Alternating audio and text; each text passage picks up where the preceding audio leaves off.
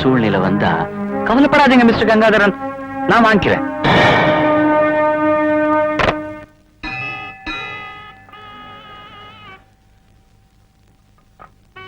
Sir, நாளைக்கு theatre ரெடியா இருக்கு. ப்ரொடியூசர் நீங்க வரீங்களா கேட்டு சொன்னார். என்னங்க, இன்னைக்கு நம்ம கல்யாண நாளுங்க. அத்தனைக்கெல்லாம் ஏற்பாடு பண்ணிருக்கேன். கொஞ்ச நேரமாக கோயிலுக்கு வந்து இருந்துட்டு போங்க. இல்லம்மா, எனக்கு ஆபீஸ்ல நிறைய வேலை இருக்கு. எனக்கும் சேர்த்து நீயே கும்பிட்டுற. அப்படியா? சரி, வரேன்னு சொல்லு.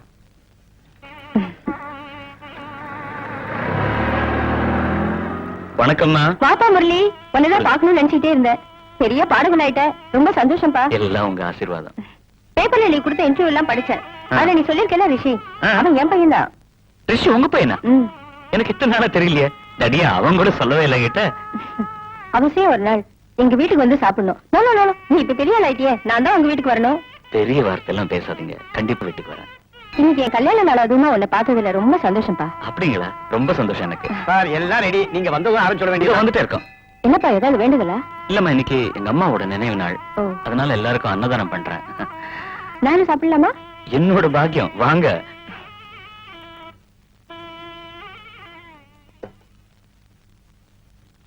சாப்பிடுங்க.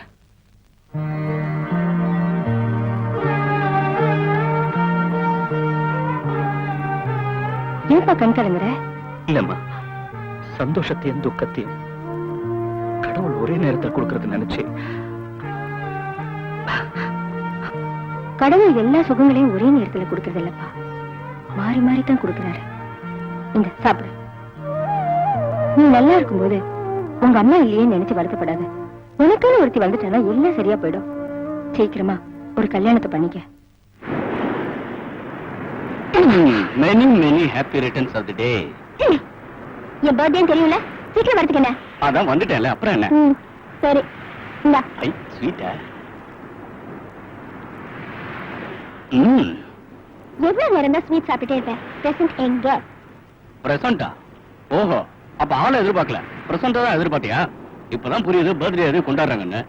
சரியான கஞ்சையா, லவருக்கு பிரசன்ட் கொடுக்கறதுக்கு இப்படி அழறியே. சரி சரி தரேன். அந்த வானம் சாட்சியா, இந்த பூமி சாட்சியா, எதிரில் இருக்கிற கடல் சாட்சியா, கடலுக்குள்ள இருக்கிற உயிரினங்கள் இரா சாட்சியா, சுறா சாட்சியா, பீச்சில் இருக்கிற சுண்டல் சாட்சியா, முறுக்கு சாட்சியா? இந்த மோதிரத்தை உனக்கு நான் அணிவிக்கிறேன்.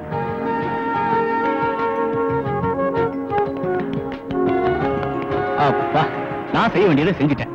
நீ கொடுக்க வேண்டியதை கொடுத்துருமா? தேங்க்ஸ் கண்ணே. Thank you. எல்கேஜி பசங்களுக்கு கூட கே ஃபார் கிஸ்னா புரியும், உனக்கு அது புரியலையே. அதுவா, புரிஞ்சிருச்சு. தரேன், பறக்காத. என்ன புடி. ஆனா நான் கொடுக்கறதுக்கு சாட்சி வேணுமே. அந்த வானம் சாட்சியா, இந்த பூமி சாட்சியா?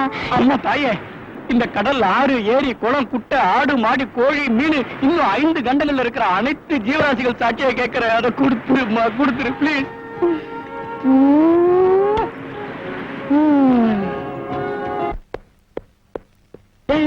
What is surprise? என்னடா திடீர்னு இப்படி? என்ன விஷயம்?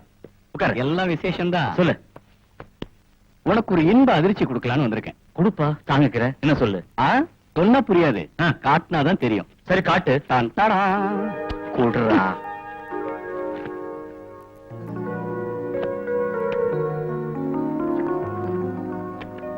என்னடா வைத்திய தொழில விட்டுட்டு தரகராயிட்டியா? என்ன பண்றது, நேற்றுக்கு தரகர் எங்க வீட்டுக்கு வந்ததுனால இன்னைக்கு நான் இங்க வர வேண்டியதாயிடுச்சு. என்ன சொல்ற? சொல்றேன். தரகர் இந்த போட்டோ எல்லாம் காமிச்சதும் அம்மாவுக்கு பையன் மேல திடீர்னு பாசம் பொங்கிடுச்சு. அப்புறம் உடனே கல்யாணத்தை நடத்தணும்னு சொல்லிட்டாங்க. அப்ப நீயே ஒரு பொண்ணை பார்த்து செலக்ட் பண்ண வேண்டியதானே? இதேதான் அம்மாவும் சொன்னாங்க. ஆனா முரளி தான் செலக்ட் பண்ணணும்னு கண்டிஷனா சொல்லிட்டேன். சரி, செலக்ட் பண்ணா போச்சு. என்ன முரளி சொல்ற? பொண்ணு உனக்கு தானே? ஏய், இதெல்லாம் உனக்குன்னு நான் பாத்துட்டு இருக்கேன்டா. எனக்கு எப்போ பொண்ணு செலக்ட் பண்ணியாச்சு. ஓஹோ, ஊமமா இருந்துகிட்டு என்ன வேலையெல்லாம் பண்ணிருக்க? யாருன்னு சொல்லு. இப்ப நான் உனக்கு ஒரு இன்ப அதிர்ச்சி தரப்போறேன். அந்த பொண்ணு தேவிதான்.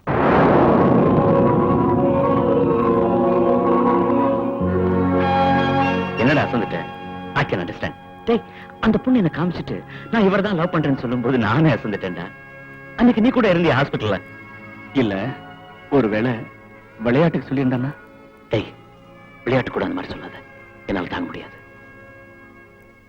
ரிஷி, 30 வருஷமா அந்த ஹாஸ்பிட்டல் காம்பவுண்டுக்குள்ளேயே என் வாழ்க்கை ஒரு அர்த்தம் இல்லாம ஓடிக்கிட்டு இருந்துச்சு. நான் எதிர்பார்த்ததெல்லாம் சாவு ஒண்ணுதான்டா. ஏன் தெரியுமா? அனாதையா வாழ்றதை விட சீக்கிரமா சேர்த்துட்டா எங்க அம்மா கிட்ட போய் சேர்ந்துடலாம்னு நினைச்சுக்குவேன். தேவி அந்த ஹாஸ்பிட்டலுக்கு வந்த பின்னால்தான் எனக்கு வாழ்க்கையோட அர்த்தமே புரிய ஆரம்பிச்சது. அவளோட காதல் கிடைச்சதுக்கு அப்புறம் தான் இத்தனை நாளா எனக்கு தெரியாத ஆசை, கனவு, ஒரு லட்சியம் எல்லாமே ஒரே அடியா சேர்ந்து வந்துருச்சு. ரிஷி, வாடா வா. இந்த வீடு 30 லட்சம், அங்க கார்ல இருக்க அது 12 லட்சம்.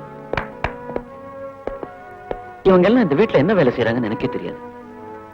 ஆனா இத்தனை இருந்தும் நான் சந்தோஷமா இல்ல. என்ன, இங்க தேவி இல்ல.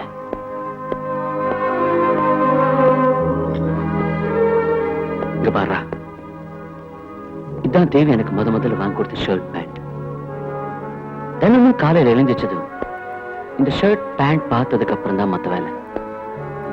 இந்த ஒரே ஒரு ஷர்ட் பேண்ட் போட்டுட்டு இருந்த நாள்ல எனக்கு எவ்வளவோ சந்தோஷம், மன நிம்மதி இருந்தது.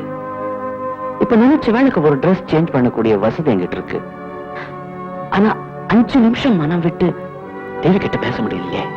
தினமும் ரெக்கார்டிங், ஃபங்க்ஷன், ரிப்பன் கட்டிங், குத்து விளக்கு ஏத்துறது, என் டைம் யாருக்கும் செலவு பண்ணிட்டு இருக்கேன். ரிஷி, இதுக்கு முன்ன மாதிரி தேவி வந்து என்ன பாக்குறதும் இல்ல. அவளை பார்க்காம என்னாலையும் இருக்க முடியல. ஒருவேளை திரும்பி ஹாஸ்பிட்டலுக்கு போயிட்டா என்ன பார்க்க அடிக்கடி வருவா இல்ல தேவி? முரளி, அப்படி சொல்லாத. நீ சந்தோஷமா இருக்கணும். அதுக்காக நான் எதுவும் செய்ய தயாரா இருக்கேன். சொல்லு, நான் என்ன செய்யணும்? எனக்கும் தேவிக்கும் தெரிஞ்ச ஒரே ஆளு நீதான். நான் சொன்னதெல்லாம் தேவி கிட்ட சொல்லி எப்படியாவது எங்க கல்யாணத்துக்கு ஹெல்ப் பண்ணுடா. சத்தியமா செய்யறேன்.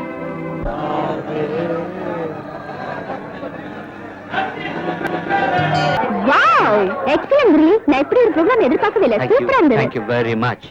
பப்ளிமா, I love you. முடியுதா? தேவி, நீ எப்போ இப்படியே சிரிச்சிட்டு இருக்கணும். Many many happy returns of the day. Thank you. You're most welcome. Programme பிரமாதம் முரளி. வாடா ரிஷி, நம்ம கேங்ல வெளியில நிக்கிறாங்க. நான் போய் அனுப்பிச்சிட்டு வந்துடுறேன். நீ பேசிட்டு வா. ரிஷி, நான் சொன்ன விஷயம் தேவி கிட்ட எப்படியாவது பேசிடுறான். இதுதான் சரியான டைம். பேசி கொஞ்சம் ஹெல்ப் பண்ணா. ஓகே? உங்ககிட்ட மட்டும் ஏதோ ரகசியமா சொல்லிட்டு போறாரு, நான் தெரிஞ்சுக்கலாமா? எல்லாம் உன்னோட கல்யாணத்தை பத்தி தான். முரளியோட மனசை மட்டும் பாக்குற ஒரு பொண்ணு உனக்கு கிடைச்சிட்டா எப்பவும் சந்தோஷமா இருப்பான்ல? ஏன் கிடைக்க மாட்டாங்க? நான் நீ போட்டி போட்டுட்டு வந்து நிக்க மாட்டாங்க. நான் மட்டும் உன்னை லவ் பண்ணாம இருந்தா நானே முரளி கல்யாணம் பண்ணிக்குவேன். பாய். ஹாய் முரளி. ஏய் ரோமி, வா வா வா. ரோமி, நீ எப்ப டிஸ்சார்ஜ் ஆன? என்னைக்கு நீங்க ஆஸ்பத்திரி விட்டு வெளியே வந்தீங்களோ அன்னைக்கே நான் டிஸ்சார்ஜ் ஆயிட்டேன். முதல்லயே கையில எப்பவுமே ரோஜா பூ இருக்குமா? எங்க அது? தட் ரோஸ் இன் சம்படி சேட்ட. அந்த ரோஜா பூ இன்னொருத்தி தலையில இருக்கு. நான் ஏன் தெரியுமா இங்க வந்தேன்? எனக்கு கல்யாணம். இந்த இன்விடேஷன். ஆனா ஒரு விஷயம், நீ வராம நான் தாலி கட்ட மாட்டேன். ஆமா, உன் காதல் விவகாரம் என்ன ஆச்சு? பேசுற மாதிரியே பாட்டு பாடி பெரிய பணக்காரன் ஆயிட்ட. தேவி எப்ப கல்யாணம் பண்ணி போற? கல்யாணம் ஆயிடுச்சா? ஏண்டா முரளி, ரோமி சொல்றதெல்லாம் உண்மையாடா? அது டாக்டர் ஒண்ணும் சொல்லியா? அவருக்கு ஒண்ணுமே தெரியாதா? ஏன்டா அண்ணன் மறைக்கிற? ஹாஸ்பிட்டல் அந்த பொண்ணு உன்னை பார்த்தா ஐ லவ் யூ சொன்னதை அவர்கிட்ட நீ சொல்லவில்லையா? டேய், நீ இதே மாதிரி மறைச்சிட்டு இருந்து